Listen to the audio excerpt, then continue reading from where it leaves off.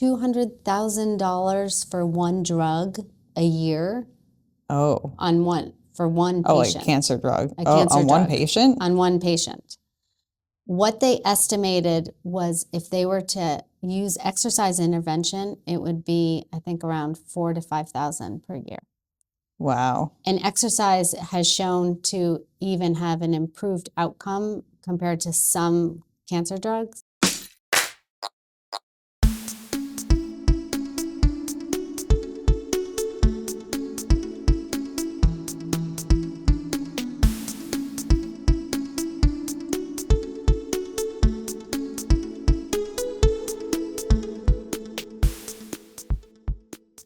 Hello, my friends, and welcome back to Runnah, running on Cape Cod, Massachusetts and beyond, and welcome back to your favorite local running community. I'm Juliana. We are back at the Falmouth Running Club office this week, and we have a lovely guest with us, who I think is going to be a very interesting guest as well, too. We have Leslie St. Amant. Did I say that right, Leslie? Yes, you did. Yes. Okay. Yes. I scared it in. Leslie is a very esteemed and educated member of our running club. She is someone who is working at Dana-Farber in their cancer center. Yes. Correct? Yes. I'll let you introduce yourself from here, but welcome to the podcast, Leslie. Oh, thank you. I'm excited to be here. So I am a lead trainer in the Dieli-Conwright Lab at Dana-Farber. So that's in the medical oncology department, division of population sciences. So we do exercise. It is a lot of words. Yeah. We do a lot of exercise intervention research with cancer patients. So I'm actually patient interfacing remotely and work with patients daily. Okay. So you have like a hybrid job. Sometimes you're going into Boston and sometimes you're doing virtual treatments with people, correct? Yes. So sometimes I'm going in for meetings more so. We do have in-person studies, but the ones that I lead 4 of them, but we all work on each other's studies. So we have multiple studies in the lab, and we all work on each other's, but then we are responsible, certain lead trainers, for the data on a number of studies. Yeah. Okay. I feel like when I think lab, and I'm sure there are other people who think this too, they think of like beakers and like all these little like chemicals kind of brewing in there. Yes.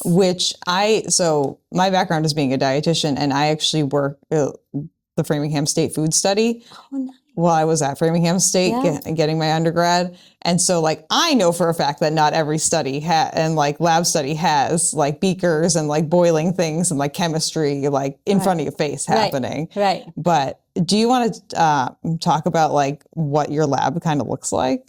Like, what do you mean by lab? So we call it, it's really fascinating. So we do VO2, we have VO2 machines. We have our equipment is actually gym equipment that we use to test individuals pre-study for baseline and post-study for various data sets that we're measuring, which we can't really divulge now until a study is published. Yeah.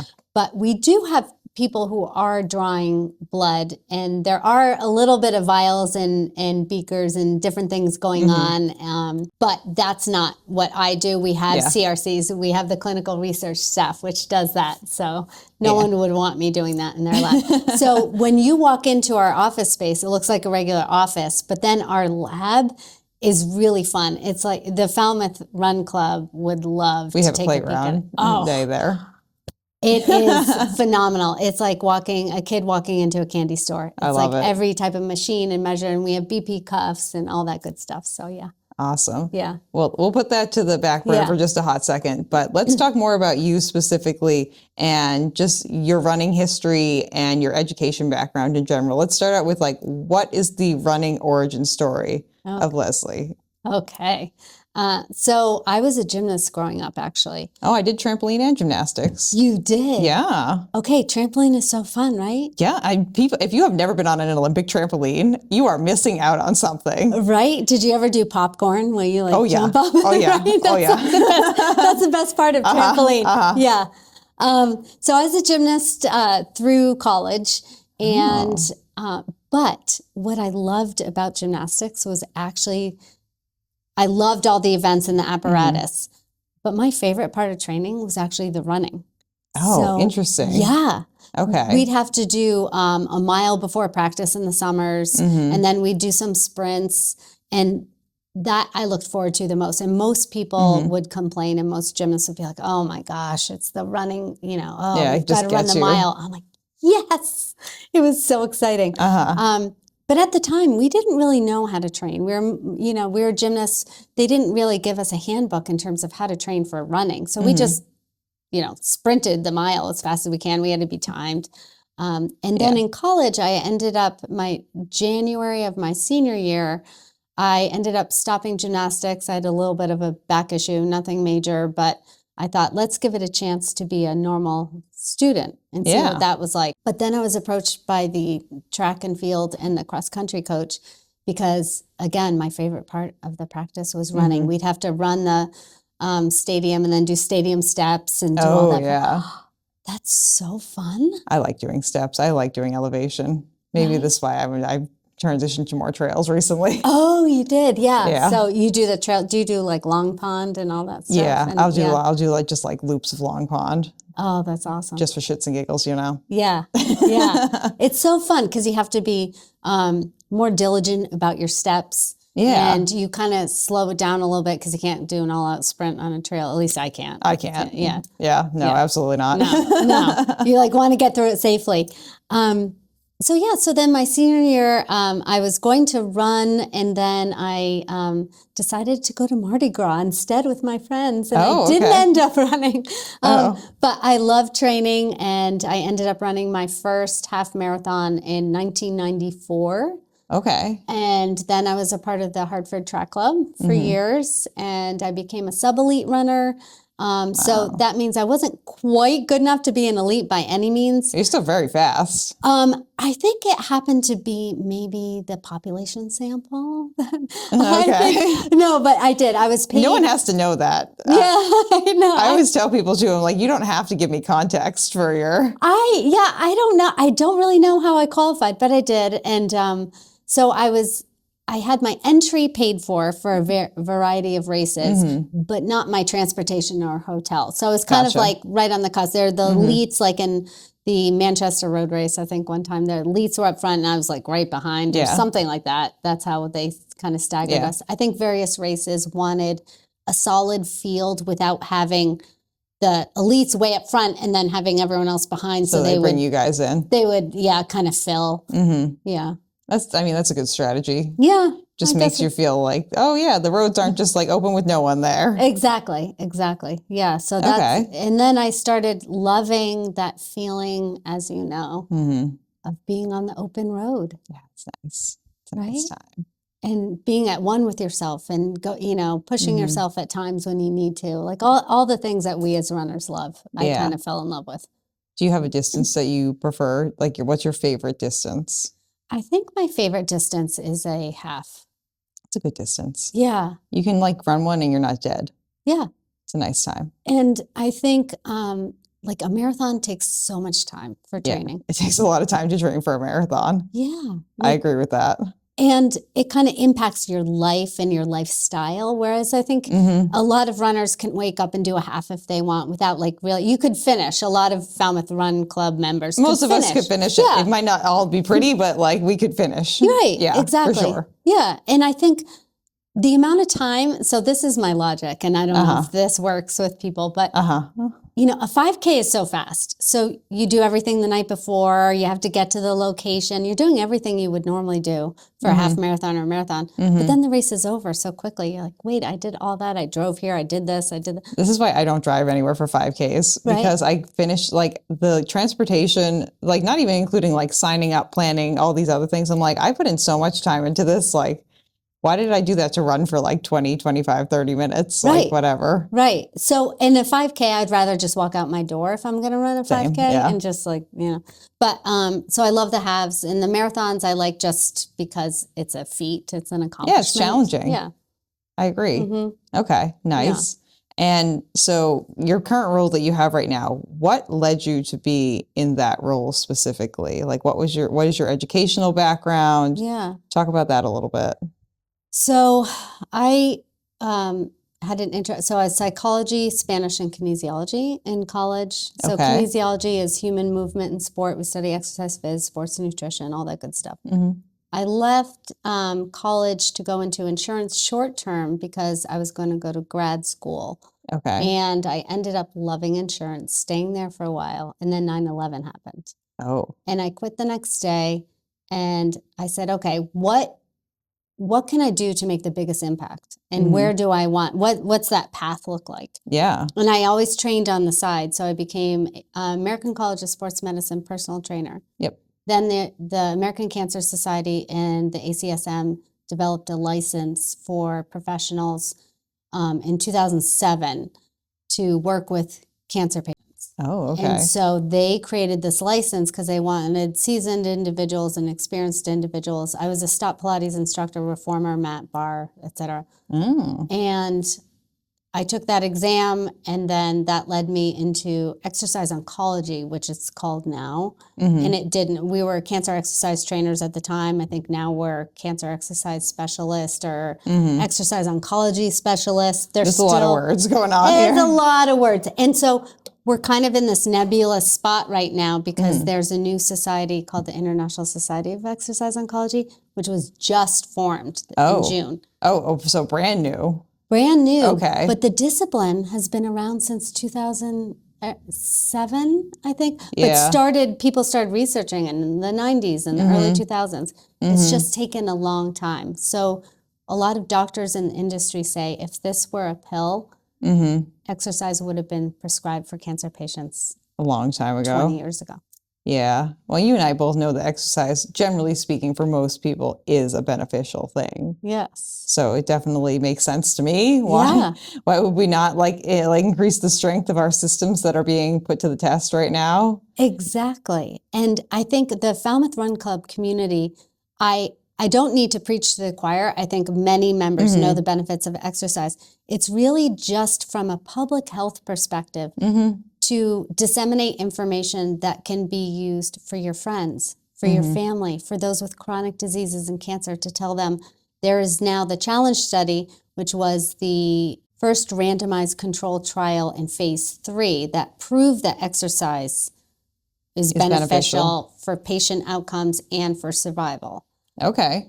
That's fabulous. Yeah, and I think that knowledge, concrete data for our friends and family who may not be exercising is just imperative to have in your back pocket. You can say, look, this is, because they'll say, oh my gosh, I can't believe you're running. It's 20 degrees out. What are you doing? That's exactly what I was thinking. I was thinking those people who are like, running is bad for your knees. Is this information to send to them and let them know, like, no, not running is bad for your knees, because you're probably going to be the one getting a knee replacement and not me for like non-genetic reasons, you know? Yeah, exactly. So you're spot on. It's working through the joints and getting, increasing bone density, but exercise in terms of what the challenge study showed is it reduced the side effects of treatment and the cancer itself. So cancer-related fatigue and anxiety and depression and sleep disorders and neuropathy, lymphedema.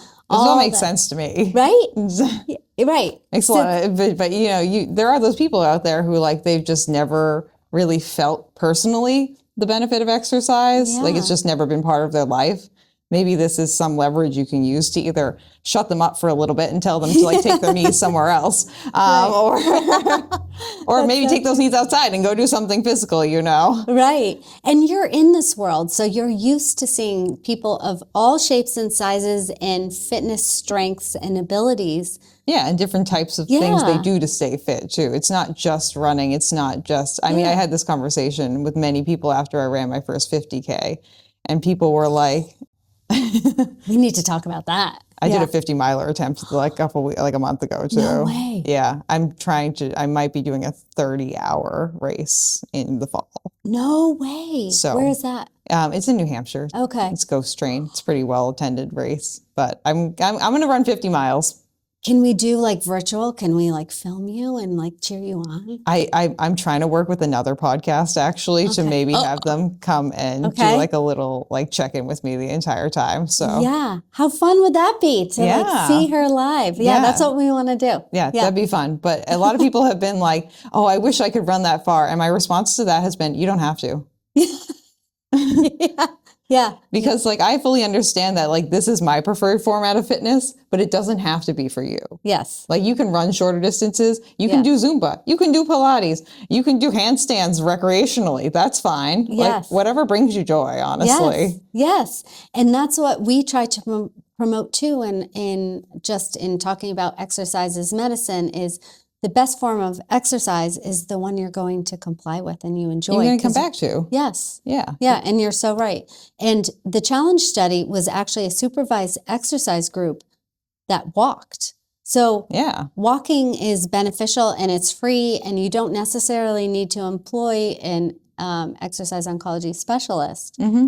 You can go out and walk anywhere you want. If you're traveling, you know, as long as you're safe, you wear reflective gear and you don't walk alone at night, blah, blah, blah, all that good stuff. We follow basic safety precautions that people should be following anyway. Yes, exactly. Regardless. Yes. Yeah, no, I think it's that just approaching people in a way that makes exercise seems more approachable to them as well too, I think is really, really, really valuable. Exactly. Let's get into some of the specifics about the challenge study, because I know you have some slides that friends, if there are some slides that are mentioned in this episode, they will be put up on the screen for you to view. If you're listening to the audio version of this, head on over to the YouTube video so you can see these slides. But yeah, there you go. Yeah.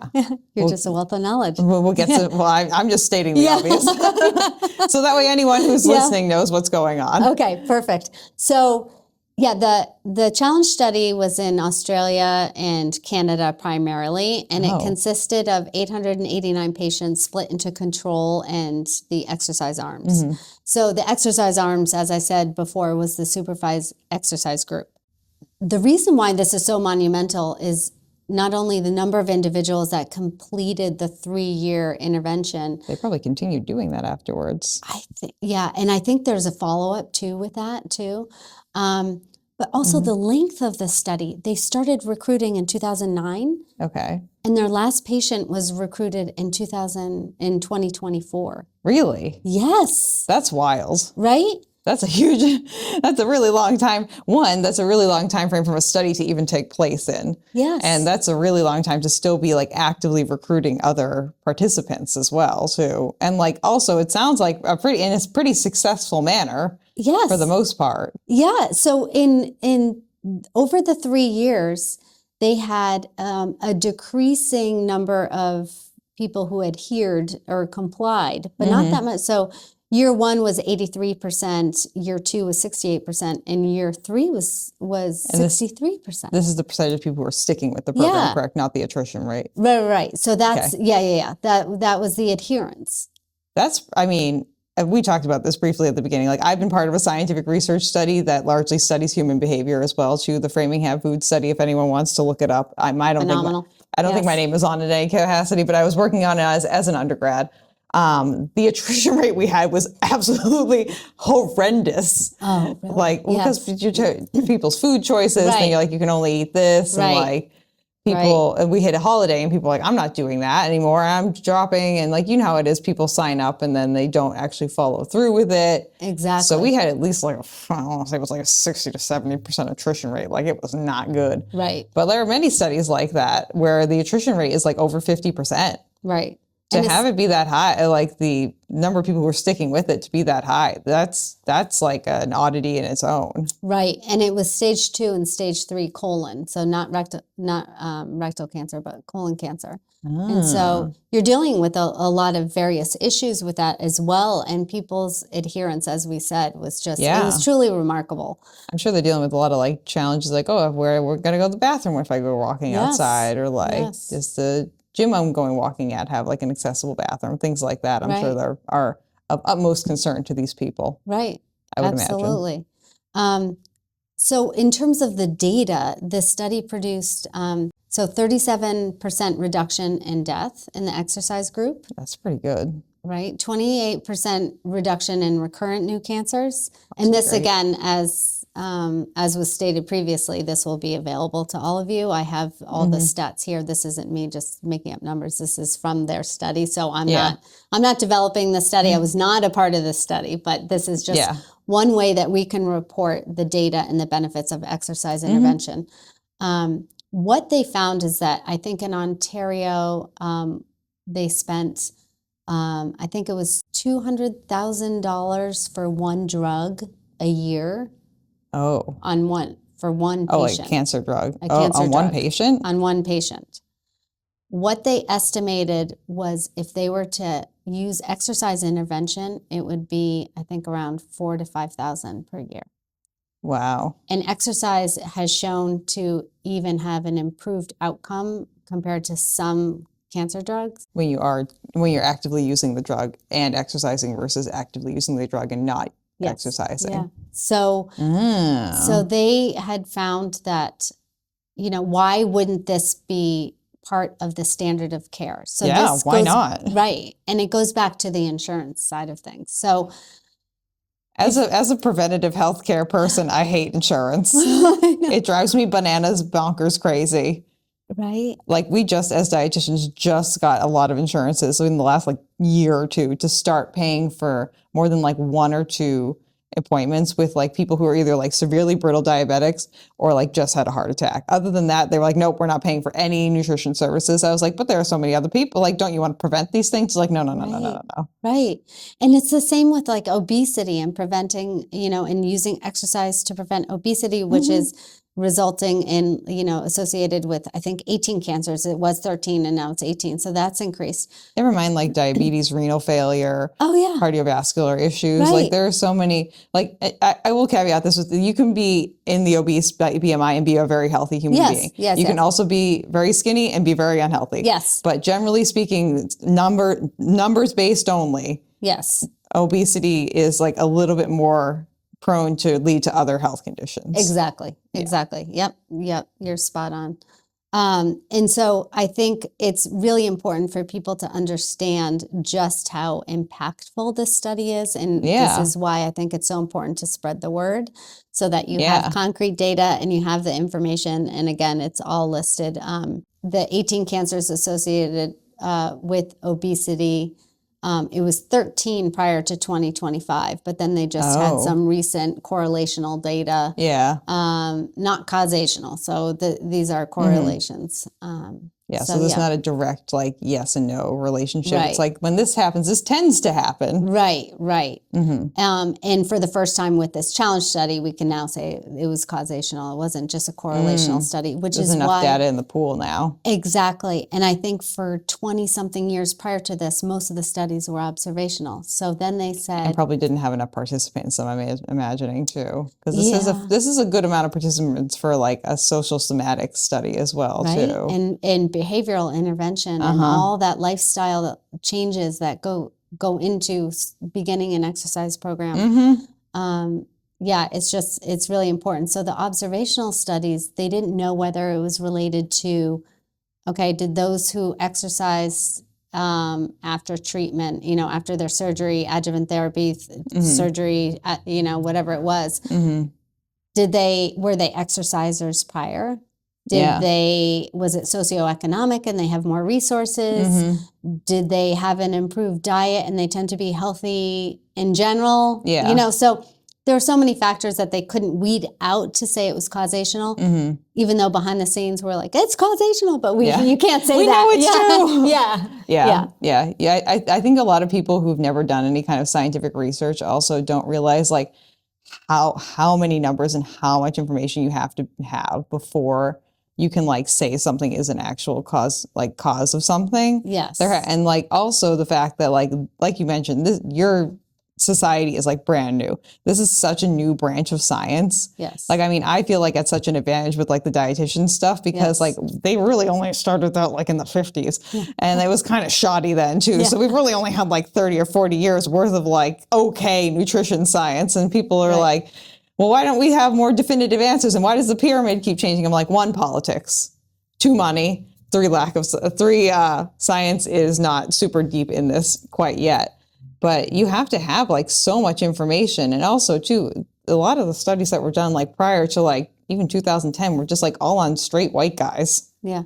So there's not really any information for us ladies out there either. So there are a few researchers that were and are still pioneers, like Dr. Melinda Irwin out of Yale. She's a professor of epidemiology at Yale, and there's Katie Schmitz out of University of Pittsburgh, and there's Dr. Campbell, and all these individuals who kind of started this with breast cancer, looking at lymphedema, looking at exercise intervention in breast cancer patients, and ovarian, et cetera. And they kind of set the stage for rolling this forward and kind of really bringing this International Society of Exercise Oncology together so that exercise oncologists are part of the standard of care, as we said, for insurance. So when you meet with your oncologist and you have your PA and your oncologist and your nutritionist, and you should have an exercise oncology specialist there with you, and it should be paid for. It shouldn't be a private cost. No, not at all. And physical therapy is phenomenal, but that's also limited. They say, okay, you can have 8 sessions. And then you're released into the world as a cancer patient. They're like, you don't need to move anymore. It's like, no. Right. And the nutrition component too, as you know, is so important as well. Like, plus your body goes through a lot of weird changes when you have cancer, like taste changes, smell changes. The number of people I've worked with cancer who are like, I can't eat that because it tastes like tar or something like weird like that, where I'm just like, okay, so now we gotta find something else. You haven't eaten in 3 days. We can't be doing that. Yes. And the radiation, you can have that metallic taste in your mouth, or you can go through that. And Dana-Farber has a nutrition consortium, which I'm sure is fabulous. Yeah, and they did a study with cancer patients and chefs, and they tested foods to see what people gravitated towards. And they have a cookbook out, and I think it's like $25 maybe. Yeah. But it has recipes in there, and they could say, okay, if you need more protein, or if you need to put on weight, if you have cachexia, or whatever it is, as you know.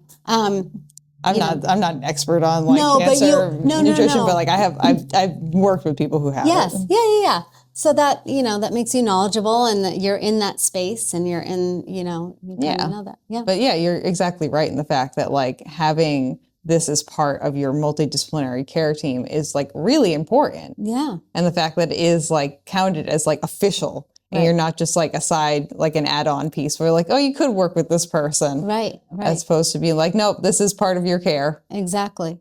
And I think as we had talked about earlier, in this running community, we have a certain knowledge base. I think going into it, people know like, okay, what works for me, training, eating, we know what clothes to wear, we have discussions, we have little things, but it's really important to bring the health piece to the broader community, and the Falmouth Run Club is a perfect space for that. Yeah. Where you can tell your friends and family that this is out there, this exists, and it's real. Yeah. So your job currently, let's talk about what you are doing. You said you're largely working with people virtually. Yes. Which I think, honestly, as someone who has a lot of chronic illnesses, is great, because you got to meet people where they are. These doctors, I have a good care team. I like my doctors. But there are a lot of doctors like, no, you have to come to the office. I'm like, but why? Yeah. So you can tell me 3 sentences and then I can leave? Like, why did I come into Boston for telehealth, that? Yeah. Like, it's, I mean, even just like recently, I spent a whole day going into Boston. Like, it was like 8 hours for them to give me new information and come back. And I was like, this could have been a Zoom call, like a telehealth call. Exactly. And this could have been like half an hour of my day max. Exactly. Instead it was 8 hours. I'm like, and I lost the whole day to this. I'm like, okay. And it's exasperating. Yeah, it's exhausting. It's just one of those things where like, and I understand that I'm probably in a much better position and condition than a lot of the cancer patients that you're dealing with as well too. Yeah. So it's just like to put someone whose body is already being taxed like so much. Right. To be like, okay, well, you have to come into the office and deal with like loud noises and lights and just like getting there, like finding transportation half the time. Sometimes you can't drive. It's like, yes, that's too much. Yes, you're absolutely right. So we do have the in-person studies with those who are able to come in. Yeah. They have their standard appointments, as you said. Yeah. They are already there for the appointments. So for some of the cancer, I work with the more vulnerable type of cancers. Well, that's the thing too. They can their immune system is in the garbage can. Yeah, and you don't want to keep exposing them to that. And they have to come in for testing anyway. So that's a long period of time for them. And it's taxing. So I'm on the pancreatic study. Okay. I work on graft versus host, endometrial, ovarian, and early onset colorectal. Oh, okay. Is one of those like your primary focus, or are you just kind of like covering all of them as needed? I'm on all 4 as the lead trainer. And so those are my responsibility in terms of data set, like the information that's input, I have to make sure is accurate. But there are other people like me in the lab, and they have their own 4 studies that may be in person or virtual, and then someone else has studies. But as trainers, we all work on each other's studies. So I might be responsible for looking over someone's data, but yeah, I'm working on someone else's study for prostate, or I'm doing, so we all work as a great team. And I think Christina Dieli-Conwright has done a great job with putting a phenomenal team together. She's your team lead for? She's our lab. Yeah.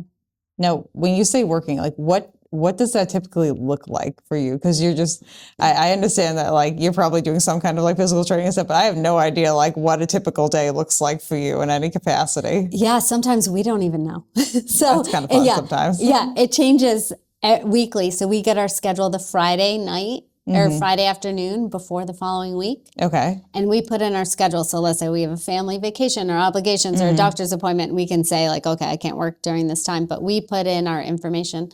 And then the next week, we'll get our schedule that Friday night. So we put it in actually Monday. We get our schedule Friday for the following week. Okay. So I couldn't be on at 6 a.m. to 6 p.m., but it could be 6 to 7:30, 9 to 10:30. And you have like a big gap in the middle or something. It could, and it depends. It depends how people feel. It depends on how, each session is run differently and people react differently. So we have to take that into consideration. So sometimes something may take a little longer depending on how they feel. Safety first. So we always take that into consideration. Yeah.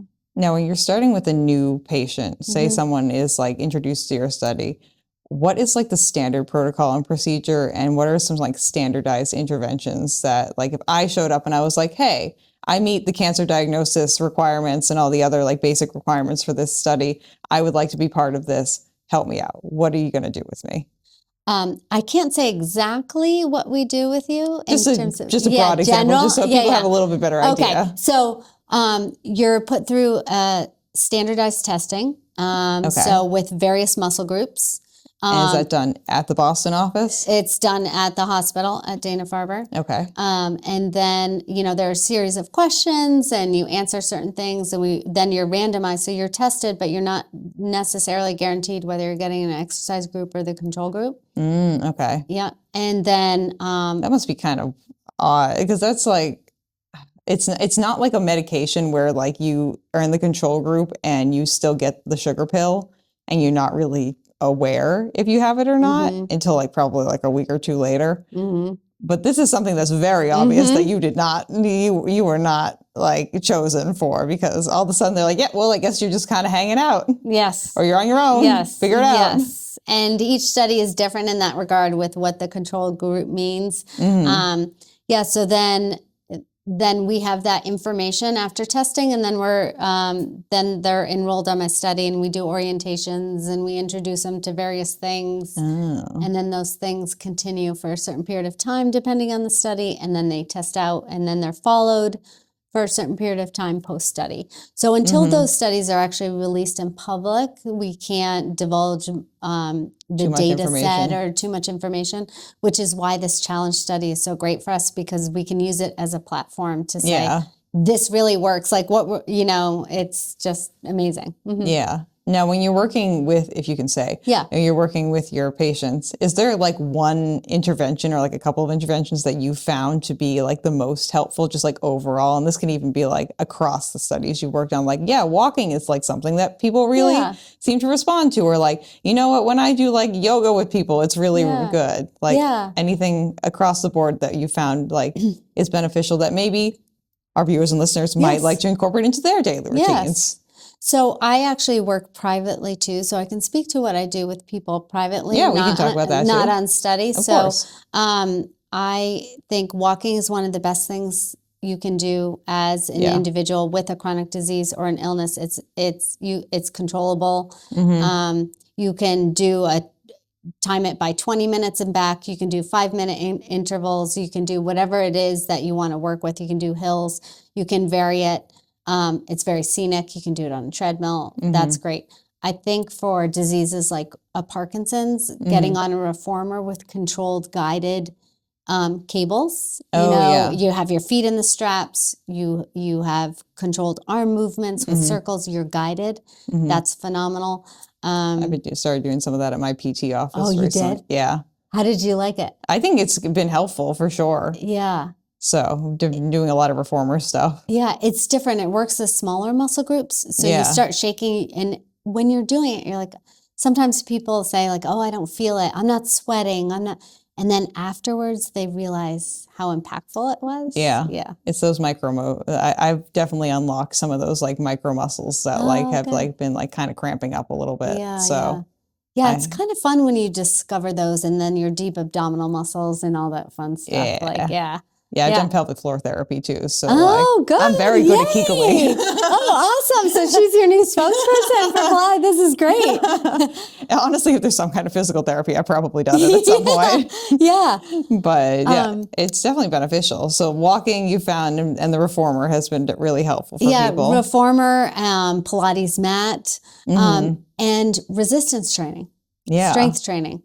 I think those that I see privately doing strength training, especially when, they're going through treatment and their muscles are so taxed already, they're fatigued. It seems counterintuitive that exercise gives you energy because you're expending energy. Yeah, until you actually experience that. And then you're like, oh, they weren't lying to me. Right. It's like a little gift, and it keeps on giving. And that's what, we know to be true based on the challenge study and other stuff. And privately, I see that. So yeah. I'm that person too who I love to hit rock bottom because I know it's only up from there. And there's one point in every one of my training cycles where I can I feel myself physically hit rock bottom, and then I know for a fact that I'm going to finish whatever the race is because I'm like, no, I got through that. Yeah.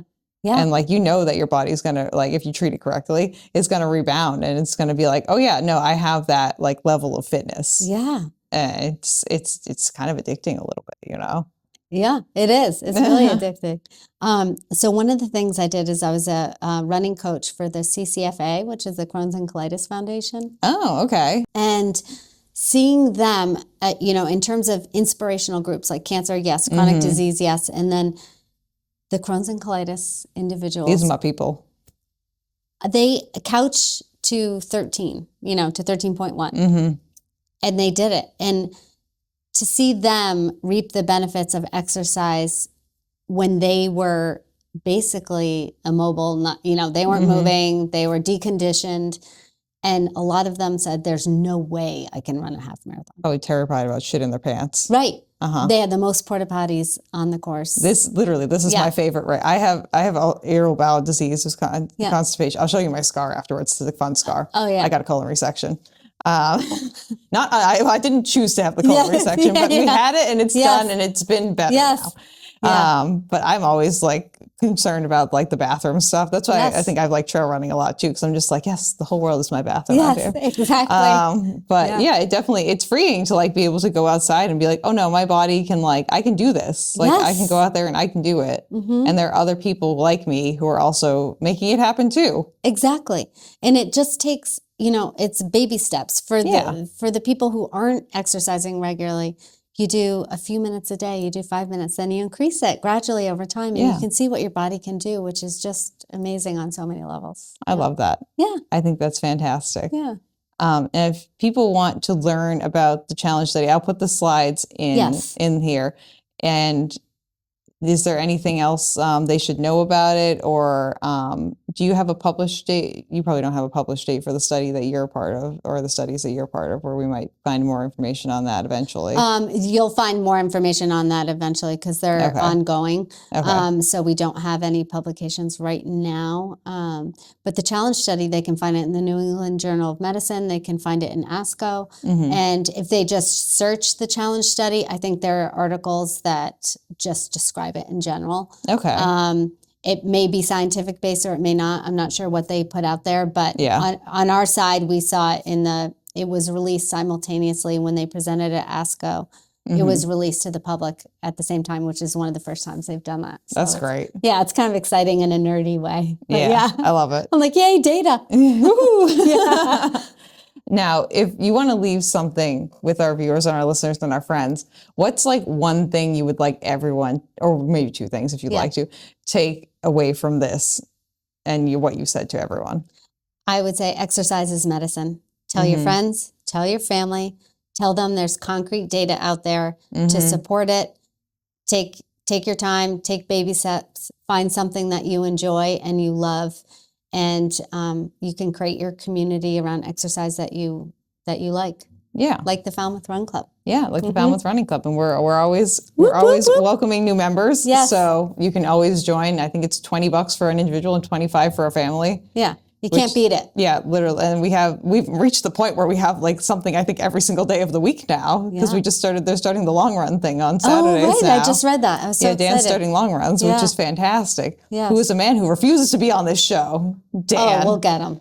Dan. I don't know who Dan is, but we will find him and get him Dan on is the camera show. shy. That's why he doesn't like that. Yeah. Which is fine. I know. I didn't know this was camera. I thought it was verbal. So this is like, this it's is all great. good. Yeah. It's all good. Yeah, we match. Yeah, we're twins today. But yeah, I think that's fantastic. Thank you so much for sharing all that information as well, you're welcome. too. I'm sure I'm so happy to be here.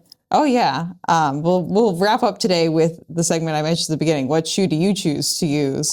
And we can talk about your favorite shoe right now, the Glycerin Max. Yes.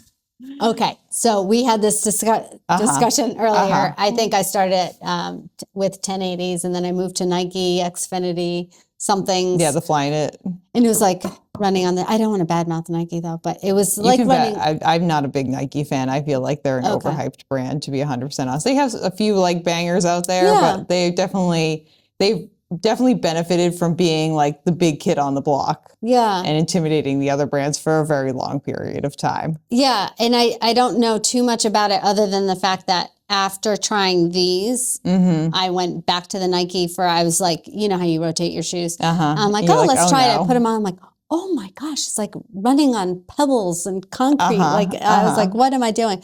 And I put the glycerins on, and holy smokes, it's like running on marshmallows. And I thought I was going to feel like I was on a platform or wearing wedges and I would like topple over. But then you get your stride, you get it down, and it's like. There are some scientists who have worked on those shoes as well, too. Well, they did their job. They did it really well. That's been a very popular shoe, too. Yeah. So it's clearly they're doing something right. Yeah, my daughter introduced me to them, actually. She ran the Cape Cod Marathon. And oh, did she? She did. Yeah, it's her first marathon, and she chose this one. Yay! That means I probably announced her name or something. You probably did. Yeah. I would say, and for those out there, I think watching your child finish a race is 10 times more exciting and feels 10 times more thrilling than any race you've ever done. Being the person who's stationed at the finish line announcing names, like the number of parents I've seen cry and then me cry in succession after that is like not okay. In the best way possible. Like I'm just like a highly empathetic human too. And like, even I was looking back at the pictures that our photographer Ryan took, and he's a wedding photographer, so he's very good at capturing moments. And so he captured a lot of moments of parents like hugging their kids, or like the kids like seeing their parent and like getting like that kind of like flip book of the moment happening. And I was just crying my eyes out. I was like, this is so beautiful. It was amazing. Yeah, it was lovely. And she ran with friends too. Oh, and then nice. We walked home. We live, down the street. So we walked home and it was great. Oh, that's perfect. Yeah. I love that so much. But I love these. We love the Glycerin Max. Are you training for any races or anything right now? So I am now, I think, more a runner for life. So I do the mental health runner? Yeah, I do Falmouth Road Race.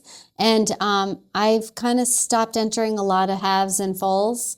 I love Boston. I love New York. I love San Fran. I love all those races. But I'm starting to slow down race entries a little bit. And if one of the kids says that they want to run with me on a marathon, I might do it again. Have you run New York? Yes. Okay. I was going to say, that's a good race to, like, if you have one last marathon left in you, New York is the last marathon you want to do. I think that's how you go out with a bang.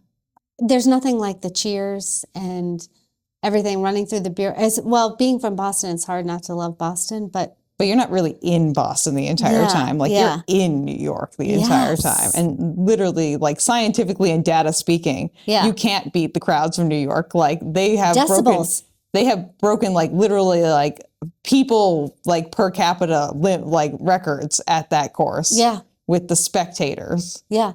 Not even, I think they're, they reclaimed the world's largest marathon record again this year for participants. Yeah. And then like, there have to be at least 300,000 spectators. It's amazing. And they're stacked. They're like 10 people deep. And there are certain points where the crowd comes out into the course so much that like the runners start bottlenecking because there's too many spectators. Yeah. And their signs are phenomenal. And it's really a remarkable race. It's a party the entire way. Yeah.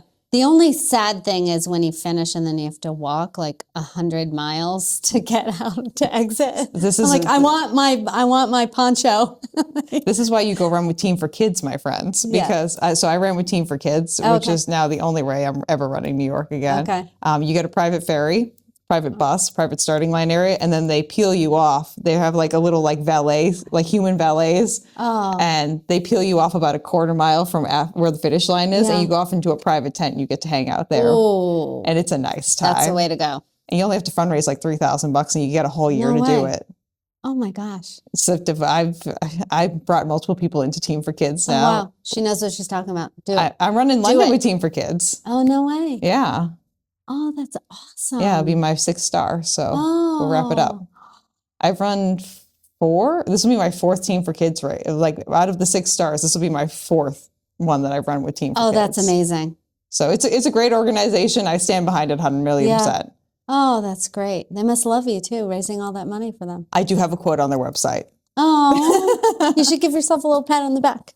I just love it. The thing is when you run with a charity, like you get introduced to the nicest humans in the entire planet. These are people who are so passionate about whatever that cause is, and they just want to be there and they're just there to have fun for the most part. Yeah. And like, it's great.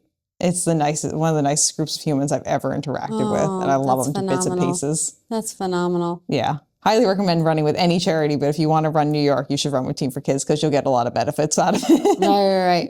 And the Cape Wellness Collaborative, they're part of the Falmouth Road Race too. Yeah. They're a charity you can join. DFCI, Dana-Farber, all sorts of things for the Falmouth. Yeah, and even the Falmouth Road Race. Yeah. Like if you join a charity for the Falmouth Road Race, you get treated like a king or a queen a lot of the times because these organizations will get like private buses.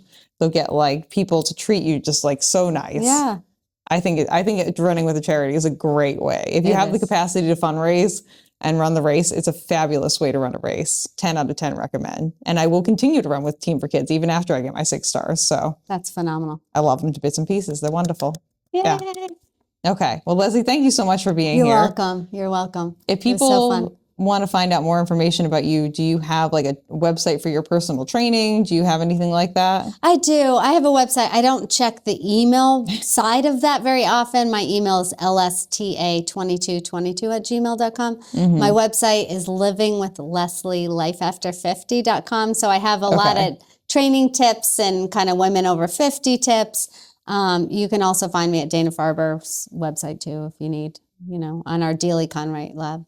I'll put the links down below for the episodes for the video She's and the audio. She's the tech-savvy individual of this duo. And the Cape Cod Marathon as well, too. If there's ever a tech issue, Jack and Kathy are like, Juliana. I'm like, yes, I'm coming. Oh, yeah. You can get right on it. And usually, most of the time I can fix it. Sometimes I can't, but we try our best, But this was so nice to have you. Yeah. Thank you. It was great to be here, and I love the Falmouth Run Club space. So yeah, we have a good office. Oh, it's phenomenal. We have a great office. Okay, friends, and that'll wrap up today's episode. If you want to if you want to get in contact with me over here, that's at runnapod@gmail.com. I do check the email. And runnapod on Instagram. And we'll see you guys next time.